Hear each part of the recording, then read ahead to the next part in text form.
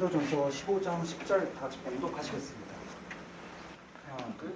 그나마 오늘의 내가 있게 된 것은 오로지 하나님께서 자비와 은혜를 베풀어 주신 덕분입니다. 나는 이 자비와 은혜가 헛되지 않도록 다른 사도들보다 더 열심히 일하였습니다. 그러나 실제로 그 일을 한 것은 내가 아니라 나와 함께 하시는 하나님이셨습니다. 1995년에 38살 된 김하경이라는 분이 청주시 청주대 앞에서 작은 토스트 가게를 열었어요. 이분이 이 가게를 연 이유는 뭐냐면 남편이 병이 들은 거예요. 아픈 거예요. 그러니까 이분이 이제 집안의 생계를 책임져야 되겠다. 그래가지고 이 토스트 가게를 열었는데 평화봉사단 봉사를 갔더니 이 토스트를 맛있게 구워주더라 이거예요. 그래서 야, 이 토스트를 한번 팔아봐야 되겠다. 근데 아무튼 만들어가지고 잘 팔았는데 어느 날은 이 여학생이 오더니 아마 청주대 학생이었겠죠. 아무래도. 근데 이 여학생이 이제 감색 투피스를 입은 여학생이 와가지고 아이고 사장님 너무 맛있는데 여기다가 잼을 바르면 더 맛있을 거라는 거예요. 그러면서 잼의 레시피를 알려줬대요. 근데 이분이 배합류는 안 알려줘서 며칠을 고생해서 배합류를 탁 해갖고 만들었는데 기가 막힌 거예요. 그래갖고 그야말로 줄 서는 집이 됐는데 나중에 이게 너무 고맙잖아요. 이게 어느 정도로 팔렸냐면요. 이 김하경 대표 얘기를 들어보니까 여러분 제가 이제 그 제과제빵에서도 일을 하지 않았습니까? 제과제빵 분들이 하는 얘기가 있어요. 뭐냐면요. 돈이 모이는데 왜 모이냐면 돈 쓸 시간이 없어서 모인다고는 하는데 왜냐하면 제과제빵 하려면 새벽부터 해야 되니까. 하늘에서 돈비가 내리듯이 돈을 벌었대요. 여러분 그런 것 좀 경험해보고 싶지 않으세요? 이야. 근데 이 여학생이 그렇게 해줬으니까 얼마나 고맙습니까? 그래가지고 이제 수소문을 해서 이 여학생한테 고맙다는 인사를 해야 되겠다 그랬는데 지금까지도 그 여학생을 못 찾았대요. 이야, 그러니까 이게 천사가 아니겠느냐 이런 생각을 했는데 이분이 근데 돈도 버는데 한계가 있지. 돈은 벌리는 게 좋은데 이게 쉬지를 못하는 거예요. 쉬지를 못하는 거예요.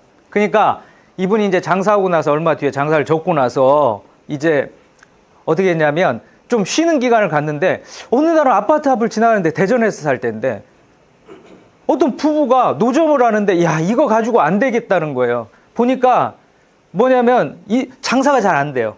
근데 사연을 들어보니까 안타까워. 이 부부가 빚도 있고 그래갖고 자기 돈 8천만 원을 내서 토스트 가게 한번 해봐라. 그래서 토스트 가게를 한남대에서 시작했는데 그게 이제 이삭 토스트의 시작이다. 네, 이거죠. 자기가 은혜를 입었으니까 그렇게 은혜를 베풀어 준 거예요. 그렇죠?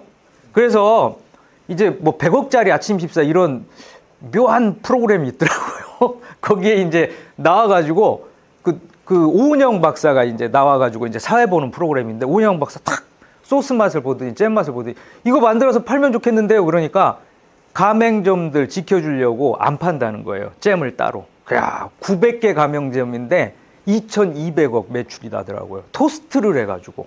야, 기가 막히지 않습니까? 이삭 토스트. 하나 낼까? 야, 아무튼 이분이 가맹점주들도 보호해 주려고요. 10년 동안 그리고 얼마 전까지도 그 가맹비도 받지도 않고 그리고 나중에 재료비도 나중에 받고 나중에 가맹점들이 이러다 회사 망한다고 자기들이 내겠다고 그래가지고 내고 있대요. 기가 막힌 회사 아니에요? 야, 근데 이분이 어느 날 교회 나와가지고 이제 간증을 하시는데 자기가 받았으니까 자기가 거저 받았으니까 자기도 거저 나눠준다 이 얘기를 하는 거예요. 야. 그래서 이렇게 선한 영향력을 끼치고 있더라고요. 근데 이게 더 기가 막힌 게 아주 정관에다 넣었어요. 가맹점들하고 하는 게 사람들이 서로 도와가며 더불어 살아가는 삶을 목적으로 하며 수입의 일정 부분을 어려운 이웃과 사회에 기여할 수 있도록 노력해야 된다. 이걸 집어넣어버렸더라고요. 야, 그 자기가 은혜를 받았거든요. 그 은혜를 나눠준다 이거죠. 그래서 이렇게 납세자의 날에도 이렇게 산업 포장도 납세를 잘했다고. 여러분 저는 또 지금 누군지 아시죠? 손정희 씨죠. 소프트뱅크를 창업한 손정희 씨인데 이 옆에 있는 분이 누구냐면 사사키 다다시라는 샤프가 옛날에 잘 나왔습니다. 지금은 이제 매각됐는데 샤프의 그 전무예요. 이분이 이제 그 연구소 소장이기도 했고. 근데 21살에 손정희가 유시버클리 다니던 21살의 손정희가 전자 번역기를 만들었다고 여기다 투자해달라 그랬는데 다 거절했는데 이 사사키 전무가 투자를 딱 2억을 해준다고 했고 이후에도 투자를 해줘서 11억을 이걸로 벌었어요. 그게 오늘날의 소프트뱅크를 창업하는데 이 시드머니가 된 거죠. 그래서 99세 때 초청해가지고 소프트뱅크, 이 사사키 다다시가 99세 생일에 소프트뱅크 전 직원이 이제 초대를 해가지고 이렇게 은인이다 그래서 감사해 인사를 한 그런 걸 제가 기사에서 본 적이 있어요. 이 사람이 도와주지 않았으면 시작을 못했다 이거죠. 은혜라 이거죠. 여러분 우리가 잘 알고 있는 누구죠? 애플의 공동 창업자인 스티브 잡스와 스티브 워즈니악입니다. 사실은 애플 1, 애플 2를 누가 만들었어요? 워즈니악이 만들었죠. 천재죠.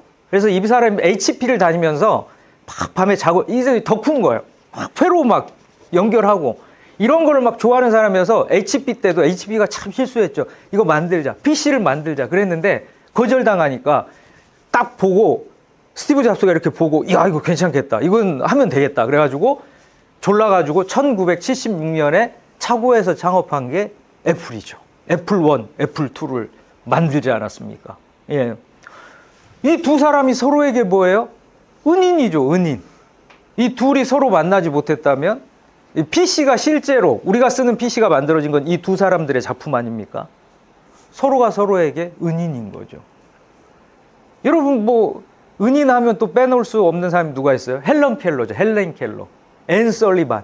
이야, 유명한 얘기 있잖아요. 막 이 태어나서 18개월 됐는데 고열을 앓은 거예요. 뇌염을 앓아가지고 눈도 멀고 귀도 안 들리고 눈은 수술해서 약간 나중에 괜찮아졌다고 하는데 어쨌든 이 앤 설리반이 요 유명한 얘기잖아요.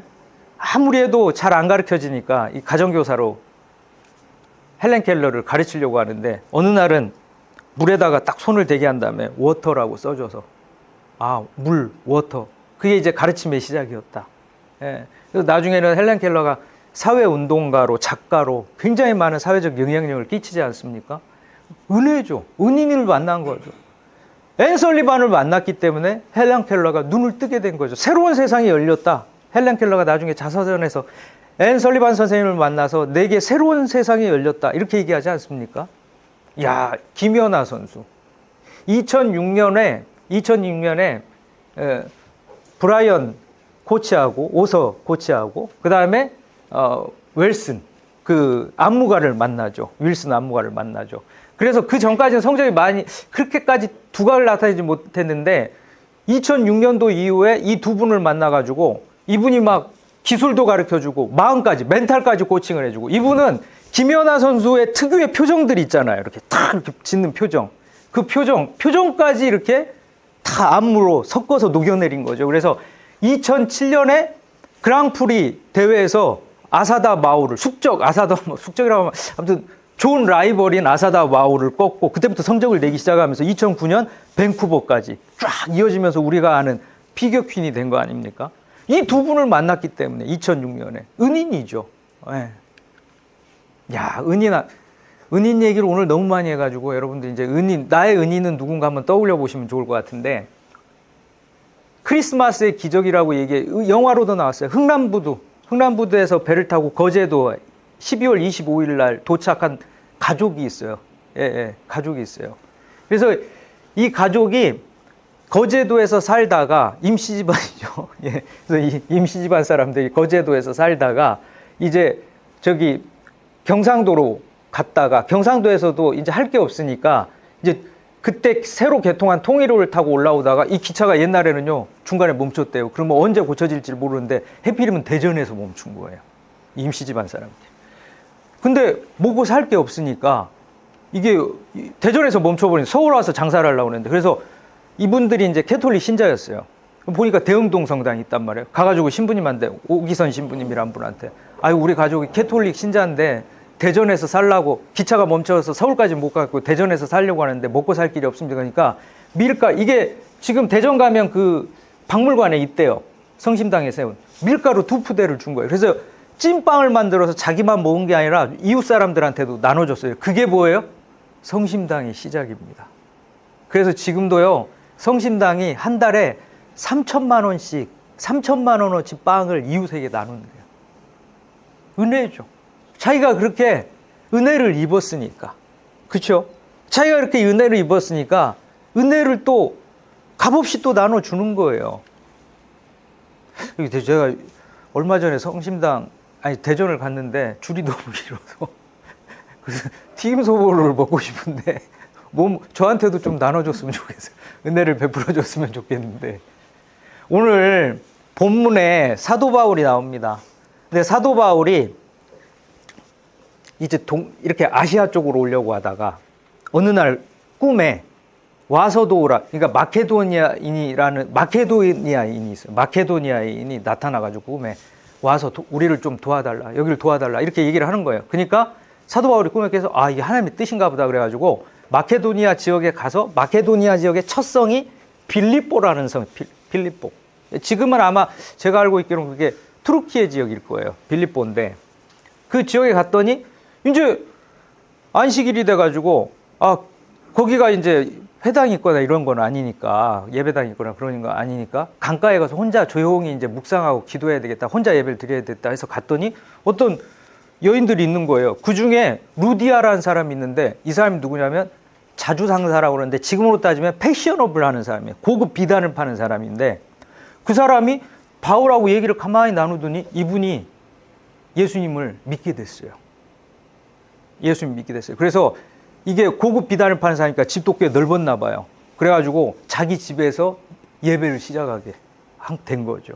사도 바울에게는 이 루디아가 또 뭐예요? 이 복음 전도를 하는데 조력자 역할, 은인의 역할을 한 거죠. 그래서 사도 바울이 오늘 본문에서 이렇게 고백하는 겁니다. 사람들은 사도 바울 참 대단하다. 어떻게 이렇게 여러 지역에 복음을 전했을까 이렇게 얘기하는데 내가 한 게 없다. 다 은혜다. 이렇게 얘기하는 거죠. 여러분, 사람 혼자 못 삽니다. 여러분들 인생도 돌이켜보면 내가 잘해서 된 것 같지만 그렇지 않아요. 삶의 고비고비 순간마다요. 은인들을 옆에 두신 거죠. 그래서 그 분들을 통해서 여러분들이 그 어려운 시기들도 넘어가고 여러분들이 하고자 하는 일들, 이런 일들도 기회가 주어진 거죠. 여러분, 그 일 뒤에 계신 분이 하나님이신 줄로 믿습니다. 예. 저는 이 얘기 한번 꼭 드리고 싶어요. 뭐냐면 사람이 인생의 순간마다 광야를 한 번씩 경험하거든요. 어려운 순간들이 와요. 이렇게 해도 안 되고 저렇게 해도 안 되고 너무너무 어려울 때가 있어요. 막 몸부림치면 칠수록 늪은 더 빠져들어가잖아요. 근데 가만히 있어야 돼요. 그때 죽여라. 이런 시기도 있다 인생에. 그냥 그때는 이런 시기가 왔구나, 광야가 왔구나 하고 가만히 있어야 되는데 중요한 건 뭐냐면 그때 좀 은혜를 경험해야 돼요. 그때 은인들이 나타나거든요. 그때 은혜가 없으면 그때 사람이 독해집니다. 빠져나올 수 있는데 은혜 없이 광야를 지나면 독해지더라고요. 근데 그 광야에서 은혜를 경험하면요, 사람이 이렇게 성장하더라고요. 늠름해지고 성숙해지더라고요. 근데 그런 시기에 있는 사람이 은혜를 경험하려면 어떻게 해야 되겠어요? 누군가는 은인이 돼줘야 된다는 거죠.